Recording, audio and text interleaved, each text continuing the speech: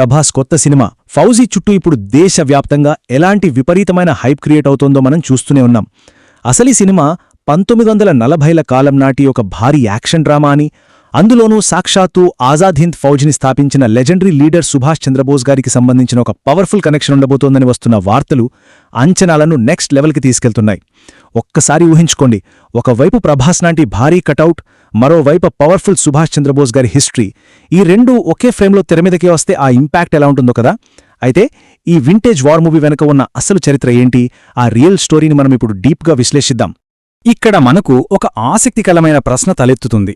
బాగా ఆలోచిస్తే ఎక్కడో యుద్ధంలో ఘోరంగా ఓడిపోయి సొంత అధికారుల చేత వదిలేయబడి దాదాపుగా అనాథులుగా మారిన కొందరు సైనికులు అసలు ప్రపంచాన్ని వణికించిన బ్రిటిష్ సామ్రాజ్యాన్ని ఎలా గడగడలాడించారు?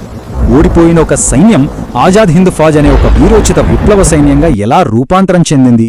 వినడానికి ఇదొక అద్భుతమైన సినిమాటిక్ స్టోరీలా అనిపిస్తుంది కదా, కాని ఇది పచ్చి నిజం. ఆ కథలోకి మనమిప్పుడు నేరుగా ఎంటర్ అవుదాం. ఈ స్టోరీని కరెక్ట్గా అర్థం చేసుకోవాలంటే మనం ముందుగా 1939వ సంవత్సరానికి వెళ్ళాలి. అప్పటికే రెండో ప్రపంచ యుద్ధం మొదలైపోయింది.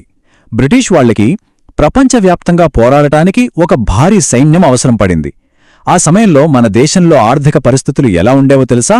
చాలా అంటే చాలా దారుణంగా ఉండేవి.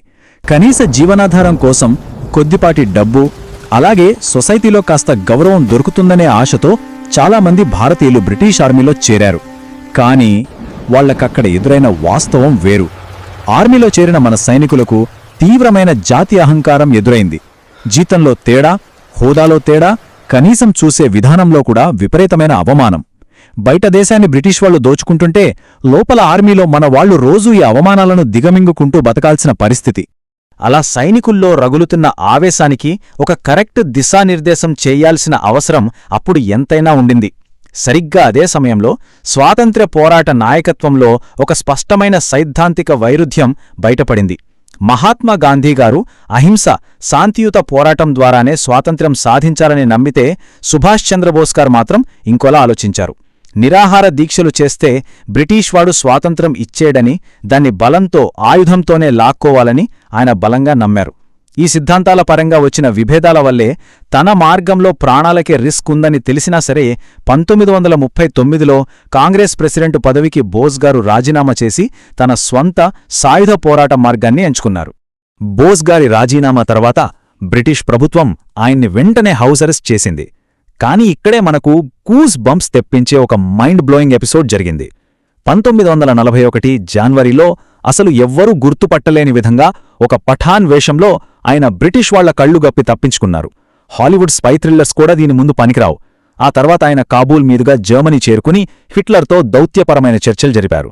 ఆయన ఉద్దేశం చాలా క్లియర్: నా శత్రువుకి శత్రువు, నాకు మిత్రుడు. అయితే జర్మనీలో ఆశించినంత మద్దతు దొరకకపోవడంతో మళ్లీ 1943లో జర్మన్ మరియు జపనీస్ జలాంతర్గాములలో అత్యంత ప్రమాదకరమైన నీటి అడుగున ప్రయాణం చేసి సౌత్ ఈస్ట్ ఏషియాకి చేరుకున్నారు. That is the great escape of Netaji. ఇక బోస్ గారు సౌత్ ఈస్ట్ ఏషియా చేరుకునేసరికి అక్కడ దాదాపు 45,000 మంది భారతీయ సైనికుల పరిస్థితి అగమ్యగోచరంగా మారిపోయింది. ఎందుకంటే 1942 ఫిబ్రవరిలో జరిగిన సింగపూర్ పతనం గురించి ఇక్కడ మనం ఖచ్చితంగా మాట్లాడుకోవాలి. ఆ సమయంలో ఆకాశం నుండి యుద్ధ విమానాల దాడులు, ఫిరంగుల మూతలు, కుప్పకూలుతున్న రక్షణ వలయాలతో సింగపూర్ దద్దరిల్లిపోయింది. చివరకు బ్రిటిష్ సైన్యం జపాన్కి పూర్తిగా లొంగిపోయింది. కానీ ఇక్కడ జరిగిన అతిపెద్ద ద్రోహమేంటో తెలుసా? తమ తరపున ప్రాణాలకు తెగించి పోరాడిన దాదాపు 45,000 మంది మన సైనికులను బ్రిటిష్ వాళ్లు అక్కడే గాలికొదిలేసి వెళ్లిపోయారు. ఆ క్షణంలో ఆ సైనికుల విశ్వాసం ముక్కలైపోయింది. వాళ్లు జపాన్ చేతిలో యుద్ధ ఖైదులుగా మారిపోయారు. ఆ చీకటి రోజుల్లోనే ఒక చిన్న ఆశాకిరణం పుట్టుకొచ్చింది. అసలు బ్రిటిష్ వాళ్లకోసం మనమెందుకు చనిపోవాలి? మన దేశ స్వాతంత్ర్యం కోసం పోరాడితే ఎలా ఉంటుందన్న విప్లవాత్మకమైన ఆలోచనను కెప్టెన్ మోహన్ సింగ్ ఆ యుద్ధ ఖైదీల్లో రగిలించారు. అలా 1942లో మొదటి ఇండియన్ నేషనల్ ఆర్మీ, అదేనండి మన ఆజాద్ హింద్ ఫౌజ్ ఏర్పాటైంది. సీనియర్ విప్లవ నాయకుడు రాజ్ బిహారీ బోస్ దీనికి రాజకీయ మార్గదర్శకత్వం వహించారు. క్రమశిక్షణతో కూడిన సైనిక శిక్షణ, పేట్రియాటిక్ మార్చ్లతో సైనికుల్లో దేశభక్తి ఉప్పొంగింది. కాని జపాన్ మిలిటరీ వాళ్లు ఈ ఐఎన్ఏని కేవలం బ్రిటిష్ వాళ్లను దెబ్బతీసే ఒక ఆయుధంగా మాత్రమే చూడటంతో మోహన్ సింగ్కు జపాన్కు మధ్య విభేదాలు వచ్చాయి. మోహన్ సింగ్ అరెస్టు కావటంతో ఆ మొదటి ఐఎన్ఏ తాత్కాలికంగా రద్దయిపోయింది.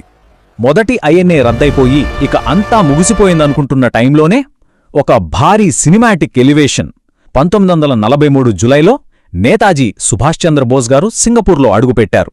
వేలాది మంది భారతీయ సైనికులు ఆయనకు సెల్యూట్ చేస్తూ ఉంటే ఆ ఎమోషనల్ అట్మాస్ఫియర్ మామూలుగా లేదు. రాజ్ బిహారీ బోస్ గారి నుండి ఐఎన్ఏ నాయకత్వ బాధ్యతలను నేతాజీ స్వీకరించారు. ఆయన పవర్ఫుల్ స్పీచ్లు వింటూ సైనికులు ఆనంద బాష్పాలు రాల్చారు. మువ్వన్నెల జెండాలు మళ్లీ గర్వంగా రెపరెపలాడాయి. అప్పటి వరకు ఓడిపోయి ఆత్మస్థైర్యం కోల్పోయిన ఒక సైన్యానికి ఒక్కసారిగా మళ్లీ ప్రాణం తిరిగొచ్చింది. అది నిజంగా ఒక fiery comeback.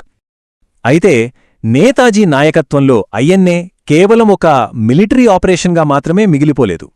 October 21, 1943న Netaji RG హుకుమత్-ఏ-ఆజాద్ Hind అంటే స్వతంత్ర భారత తాత్కాలిక ప్రభుత్వాన్ని లాంఛనంగా ప్రకటించారు.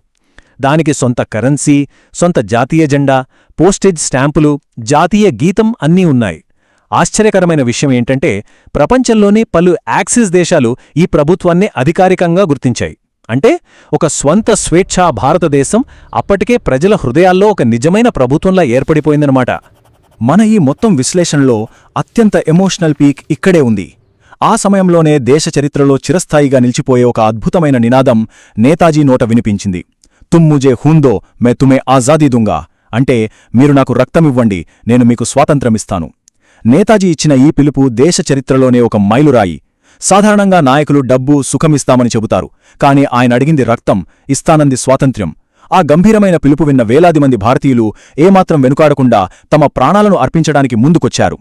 నేతాజీ అడిగిన ఆ మాటకు ప్రజల నుండి ఎంత ఊహించని రెస్పాన్స్ వచ్చిందంటే మలయా, బర్మా, సింగపూర్ లాంటి దేశాల్లో స్థిరపడిన సాధారణ భారతీయుల కుటుంబాలు, అసలు పుట్టినప్పటినుంచి ఇండియా గడ్డను కూడా చూడని వాళ్లు సైతం తమ దేశం కోసం సర్వస్వం త్యాగం చేశారు. తల్లులు తమ నగలను విరాళంగా ఇచ్చారు. కళ్లల్లో నీళ్లు తిరుగుతున్నా సరే గుండెల్లో దేశభక్తితో తల్లిదండ్రులు తమ కన్నబిడ్డలను యుద్ధానికి పంపించారు. విద్యార్థులు క్లాస్ రూమ్స్ వదిలేశారు. వ్యాపారస్తులు ఆస్తులు రాసిచ్చారు. ఆ విపరీతమైన త్యాగాలు, ఆ డెడికేషన్ చూస్తుంటే నిజంగా రోమాలు నిక్కబొడుచుకుంటాయి. నేతాజీ విజన్ ఎంత అడ్వాన్స్డ్గా ఉండేదో చెప్పడానికి ఈ రాణి ఆఫ్ ఝాన్సీ రెజిమెంట్ ఒక బెస్ట్ ఎగ్జాంపుల్. 1940ల కాలంలో ఆడవాళ్లు కేవలం ఇంటికే పరిమితం అనుకున్న ఆ రోజుల్లో వివిధ వర్గాలకు చెందిన మహిళలు మిలిటరీ యూనిఫామ్ ధరించి క్రమశిక్షణతో తుపాకులు పట్టుకుని యుద్ధానికి సిద్ధమయ్యారు. ఇది కేవలం ఒక సైనిక వ్యూహం మాత్రమే కాదు, ఆ కాలంలో జరిగిన ఒక భారీ సామాజిక విప్లవం. మహిళలు అసాధారణమైన ధైర్యసాహసాలతో సమానంగా పోరాటానికి సిద్ధపడటం అనేది చరిత్రలో సువర్ణాక్షరాలతో లిఖించదగ్గ ఒక అద్భుతమైన ఘట్టం. ఇక 1944లోకొస్తే బర్మా నుండి భారత సరిహద్దుల మీద దాడులు మొదలయ్యాయి. ఇదే ఇంఫాల్ మరియు కోహిమా క్యాంపెయిన్. దట్టమైన అడవులు, ఎత్తైన కొండలు, దానికి తోడు భయంకరమైన వర్షాలు. రోడ్లన్నీ బురదమయమైపోయాయి. ఈ క్యాంపెయిన్లో వాస్తవం ఎంత దారుణంగా ఉందంటే సైనికులు శత్రువుల తుపాకీ గుళ్ల కంటే కూడా ఆకలి, మలేరియా లాంటి భయంకరమైన రోగాలు, మందులు లేకపోవడం వల్లే ఎక్కువగా ప్రాణాలు కోల్పోయారు. కాని ఆ భయంకరమైన పరిస్థితుల్లో కూడా ఆజాద్ హింద్ ఫౌజ్ సైనికులు చూపించిన తెగువ, చేసిన పోరాటం ఒక చేదు వాస్తవాన్ని, అంతులేని త్యాగాన్ని మన కళ్లక్కడుతుంది. 1945 ఆగస్టు నాటికి పరిస్థితులు పూర్తిగా మారిపోయాయి. రెండో ప్రపంచ యుద్ధంలో జపాన్ లొంగిపోయింది. దాంతో జపాన్ మద్దతుపై ఆధారపడిన ఐఎన్ఏ కూడా కుప్పకూలిపోవాల్సి వచ్చింది. కాని సరిగ్గా ఈ సమయంలోనే చరిత్రలో ఒక అతిపెద్ద మిస్టరీ చోటు చేసుకుంది.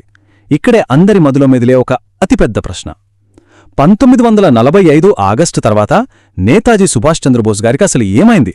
ఆయన మరణం చుట్టూ ఇప్పటికీ అనేక సిద్ధాంతాలు, చారిత్రక చర్చలు ఉన్నాయి. సరైన ఆధారాలు లేకుండా మనం దేన్ని నిర్ధారించలేం. కాని ఆ సమయంలో ఆయన అదృశ్యం మాత్రం దేశాన్ని ఒక తీరని విషాదంలోకి నెట్టేసింది అన్నది మాత్రం ముమ్మాటికి నిజం. ఐఎన్ఏ సైనికులు యుద్ధభూమిలో ఓడిపోయుండొచ్చు, కానీ ప్రజల హృదయాల్లో వారప్పటికే గెలిచారు. 1945లో ఢిల్లీలోని ఎర్రకోటలో బ్రిటిష్ ప్రభుత్వం 3 ఐఎన్ఏ అధికారులపై పెట్టిన కోర్టు మార్షల్ విచారణలే దీనికి నిదర్శనం. షానవాజ్ ఖాన్, ప్రేమ్ కుమార్ సెహ్గన్, గురుబక్ష్ సింగ్ ఢిల్లాన్, ఒక ముస్లిం, ఒక హిందూ, ఒక సిక్కు. వీళ్లని శిక్షించి తమ పవర్ని చూపించుకుందామనుకున్న బ్రిటిష్ వాళ్ల ప్లాన్ పూర్తిగా రివర్స్ కొట్టింది. మతాలకు అతీతంగా దేశం మొత్తం ఏకమైంది. రోడ్ల మీద భారీ నిరసనలు వెల్లువెత్తాయి. ఏకంగా జవహర్లాల్ నెహ్రూ గారు 25 ఏళ్ల తర్వాత మళ్లీ తన లాయర్ కోటు వేసుకుని వాళ్ల తరపున వాదించడానికి కోర్టులోకి రావడం అక్షరాలా ఒక ఎపిక్ కోర్ట్ రూమ్ డ్రామాని తలపించింది. ఈ ఎర్రకోట విచారణలు, ఐఎన్ఏ సైనికుల త్యాగాలు ఎంతటి ప్రభావాన్ని చూపించాయంటే అది నేరుగా 1946లో రాయల్ ఇండియన్ నావీ తిరుగుబాటుకు దారితీసింది. నావీ సైనికులు ఐఎన్ఏ స్ఫూర్తితో ఏకంగా బ్రిటిష్ ప్రభుత్వంపైనే ఎదురుతిరిగారు. తమను తాము ఆజాద్ హింద్ నావికులుగా ప్రకటించుకున్నారు. ఇక భారతీయ సైనికులు తమ కంట్రోల్లో ఉండరు, చెప్పినట్టు వినే రోజులు పోయాయని బ్రిటిష్ వాళ్ళకప్పుడు స్పష్టంగా అర్థమైపోయింది. బ్రిటిష్ వలసపాలన శవపేటికకు ఇదే ఆఖరి మేకు అని మనం ఖచ్చితంగా చెప్పొచ్చు. చూశారు కదా, ఈ ఆజాద్ హింద్ ఫౌజ్ చరిత్ర కేవలం బ్లాక్ అండ్ వైట్గా ఉండే ఒక సింపుల్ కథ కాదు. ఇందులో లెక్కలేనన్ని గ్రే షేడ్స్ ఉన్నాయి. అద్భుతమైన ధైర్య సాహసాలు, అంతులేని త్యాగాలు ఒకవైపుంటే, కఠోరమైన వాస్తవాలు, దారుణమైన ఓటములు, ఎప్పటికీ సమాధానం దొరకని ప్రశ్నలు మరోవైపున్నాయి. ఈ అద్భుతమైన చారిత్రక నేపథ్యం నుంచే ప్రభాస్ ఫౌజీ లాంటి భారీ సినిమా రాబోతోంది అనగానే అందరిలోనూ ఇంత ఉత్కంఠ నెలకొంది. ఓడిపోయిన చరిత్రను మార్చేసిన ఆ వీరుల కథ వెండితెర మీద ఎలా ప్రాణం పోసుకోనుందో మనం వేచి చూడాలి. ఈ విశ్లేషణ మనకి ఆ చరిత్రలోని లోతులను కొంతవరకైనా పరిచయం చేసిందని ఆశిస్తున్నాం. మళ్లీ మరో అద్భుతమైన కథతో కలుద్దాం. అంతవరకు సెలవు.